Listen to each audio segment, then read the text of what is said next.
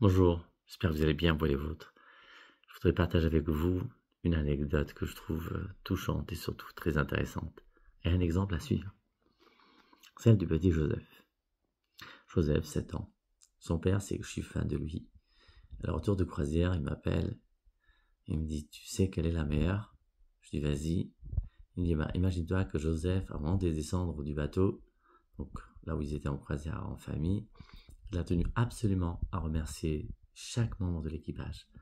Pas seulement le capitaine et chacun des serveurs, serveuses, le cuisinier, tout le monde, leur dire merci.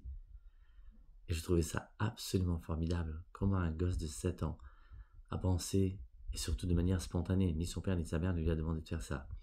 Mais évidemment, il avait compris, lui-même a copié sur son père et sa mère, qu'en effet, l'habitude de dire merci à leurs invités, de dire merci aux gens, de dire merci aux profs, d'être patient avec les enfants, de dire merci à leurs parents.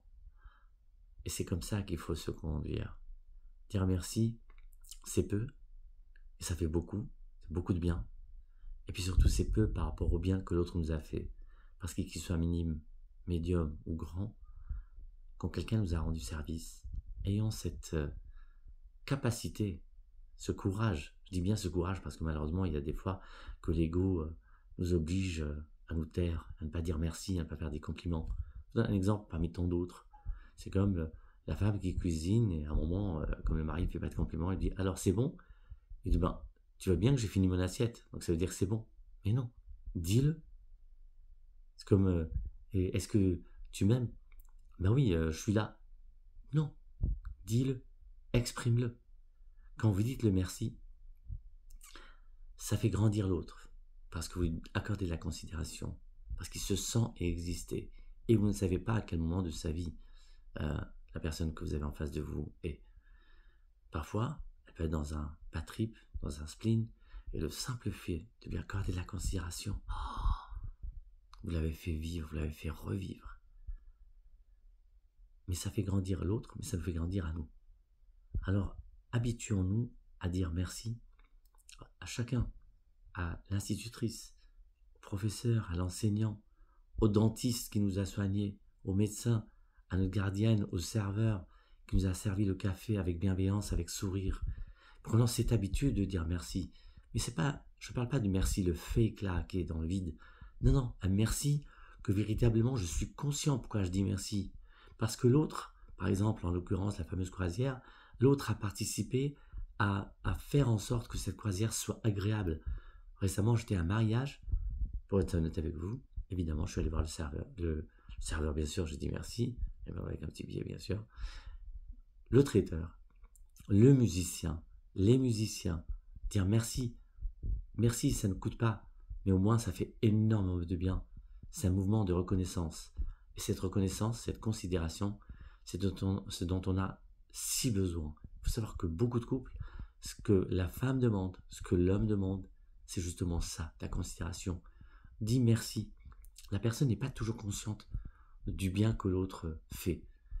À propos, je vais vous donner un exemple extrême. Celui d'une patiente qui, en venant en consultation, elle me dit son mari, il est avare. Après coup, donc, moi, je fais les détails de chaque chose. Il s'avère que, en fait, l'appartement a été acheté à deux, mais que l'échéance, qui s'élevait à peu près à 4 000 euros, c'était lui tout seul qui le payait, qui payait l'échéance, mais sans compensation de la part de sa femme. Je lui dis, madame, sachez que tous les mois, il vous offre 2 000 euros. Elle me dit, ah oui, pourquoi? Je dis, ben si, puisque vous êtes supposé vous aussi payer la moitié de l'échéance. Pourquoi je dis ça? Le fameux merci, c'est le vrai merci, c'est quand on est conscient du bien que l'autre nous fait. Alors parfois, on est un peu conscient du bien que l'autre fait, mais pas assez. Par exemple, je vais donner un autre exemple. J'avais entendu une émission sur France Info, qu'à l'époque j'appréciais, et le journaliste disait, malheureusement il était divorcé, et il disait que, en fait, on ne se rend compte de ce que la femme fait dans une maison qu'une fois qu'elle part. Parce que tant qu'elle n'est pas partie, on a l'impression que le frigidaire, il se remplit tout seul, que le ménage s'est fait tout seul, que l'éducation se fait tout seul. C'est quand elle est partie qu'il a pris conscience de tout ce qu'elle faisait et qu'il a compris à quel point elle était importante. Alors pourquoi est-ce qu'il faut attendre que l'autre parte de manière temporaire ou Dieu préserve définitif, pour dire ce fameux merci. Dire merci à son père, dire merci à sa mère pour tout le bien qu'ils nous ont fait. Parfois ils ont été maladroits, mais c'est pas grave. C'est pas grave, surtout eu égard à tout le bien qu'ils nous ont fait. On va pas balayer d'un revers de main tout le bien qu'ils ont fait parce qu'une fois ils ont fait une faute, parce qu'une fois ils ont eu un mot déplacé ou un geste déplacé. C'est pas grave. Idem avec sa femme, avec son mari, avec ses beaux-parents. Être capable de dire merci, et vous l'avez compris, c'est dans la même lignée que le pardon. Et d'ailleurs, les 2 chapitres figurent dans mon fameux livre, avec votre permission. Je suis obligé de faire une page de vue quand même. Savoir s'aimer. Voilà. Il y a un chapitre sur aimer, c'est pardonner, c'est demander pardon. Et bien sûr, il y a un chapitre sur aimer, c'est dire merci. Et Dieu sait si merci n'est pas important, il est vital. Vous redonnez vie à l'autre, et vous redonnez vie à vous-même. Pourquoi? Parce que le plus important dans la vie, c'est d'être aimé, mais surtout de se sentir capable d'aimer, de dire merci et de dire pardon. 2 mots qui sont véritablement extrêmement importants. Pardon et merci. Alors je vous demande pardon et je vous dis merci. Merci pour votre soutien, pour votre gentillesse et pour tout le bien que vous me faites, petit, grand, moyen. Je vous aime.